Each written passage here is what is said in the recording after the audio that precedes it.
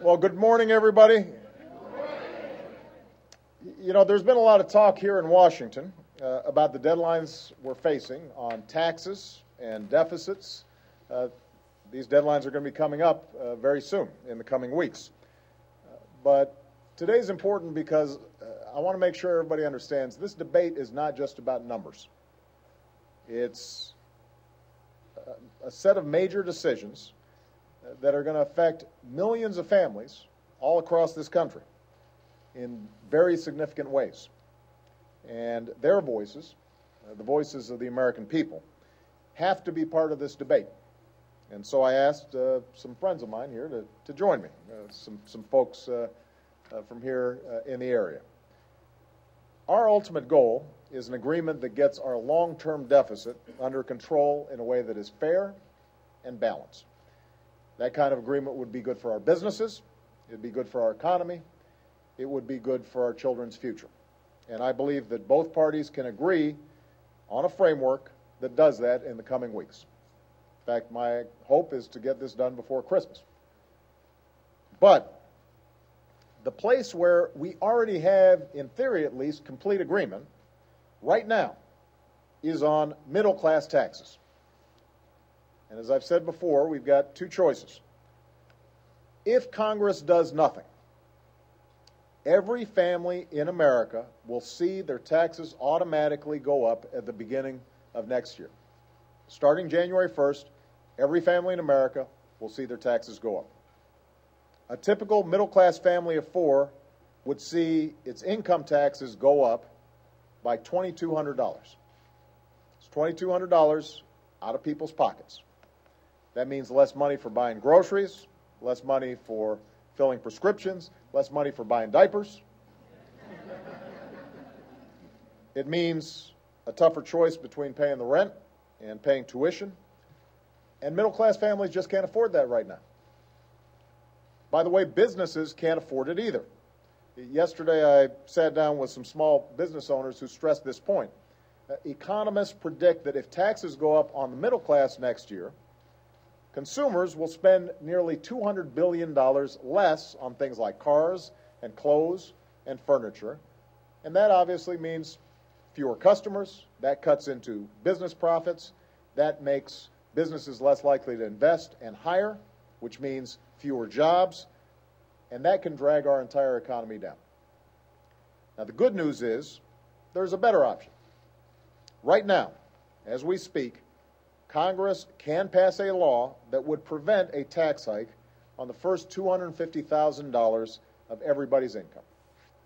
Everybody's. And that means that 98% of Americans and 97% of small businesses wouldn't see their income taxes go up by a single dime. 98% of Americans, 97% of small businesses would not see their income taxes go up by a single dime. Even the wealthiest Americans would still get a tax cut on the first $250,000 of their income. So it's not like folks who make more than $250,000 aren't getting a tax break too. They're getting a tax break on the first $250,000 just like everybody else. Families and small businesses would therefore be able to enjoy some peace of mind heading into Christmas and heading into the new year. And it would give us more time than next year to work together on a comprehensive plan to bring down our deficits, to streamline our tax system, to do it in a balanced way, including asking the wealthiest Americans to pay a little more so that we can still invest in things like education and training and science and research. Now, I know some of this may sound familiar to you because we talked a lot about this during the campaign. This shouldn't be a surprise to anybody. This was a major debate in the presidential campaign and in congressional campaigns all across the country. And a clear majority of Americans, not just Democrats, but also a lot of Republicans and a lot of independents, agreed we should have a balanced approach to deficit reduction that doesn't hurt the economy and doesn't hurt middle-class families. And I'm glad to see, if you've been reading the papers lately, that more and more Republicans in Congress seem to be agreeing with this idea that we should have a balanced approach. So if both parties agree we should not raise taxes on middle-class families, let's begin our work with where we agree.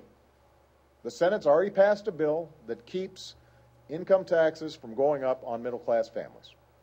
Democrats in the House are ready to vote for that same bill today.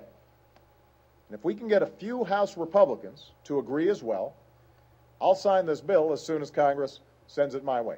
I got to repeat, I've got a pen. I'm ready to sign it. So my point here today is to say, let's approach this problem with the middle class in mind. The folks who are behind me and the millions of people all across the country who they represent.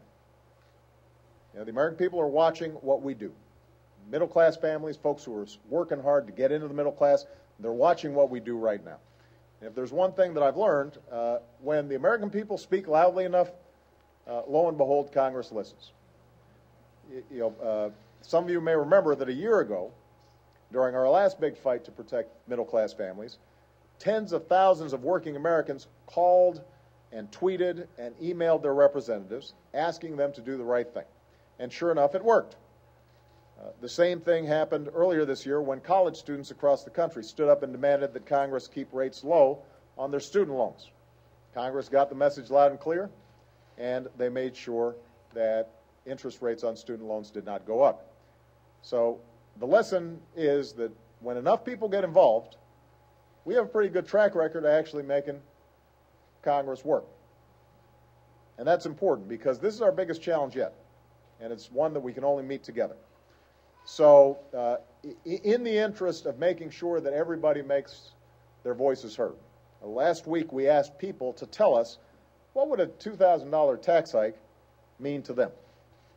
Some families told us it would make it more difficult for them to send their kids to college. Others said it would make it tougher for them to cover the costs of prescription drugs. Some said it would make it tough for them to make their mortgage. Lynn Lyon, who's here from Newport News, where's Lynn? There she is. She just wants to see some cooperation in Washington. She wrote, "Let's show the rest of the world that we're adults and living in a democracy, we can solve our problems by working together." So that's what this debate's all about, and that's why it's so important that as many Americans as possible send a message that we need to keep moving forward. So today, I'm asking Congress to listen to the people who sent us here to serve. I'm asking Americans all across the country to make your voice heard. Tell members of Congress what a $2,000 tax hike would mean to you. Call your members of Congress. Write them an email, post it on their Facebook walls. You can tweet it using the hashtag #My2K.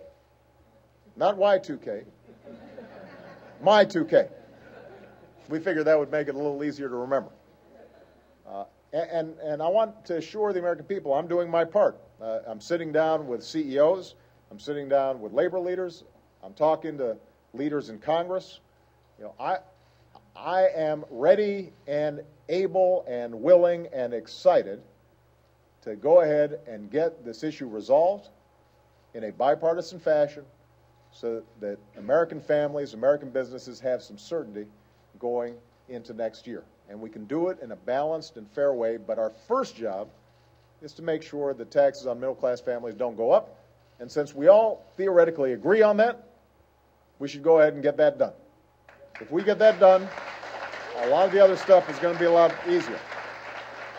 So in light of just sort of spreading this message, I'm going to be visiting Pennsylvania on Friday to talk with folks at a small business there that are trying to make sure that they're filling their Christmas orders. And I'll go anywhere and I'll do whatever it takes to get this done. It's too important for Washington to screw this up. Now's the time for us to work on what we all agree to, which is let's keep middle-class taxes low. That's what our economy needs. That's what the American people deserve.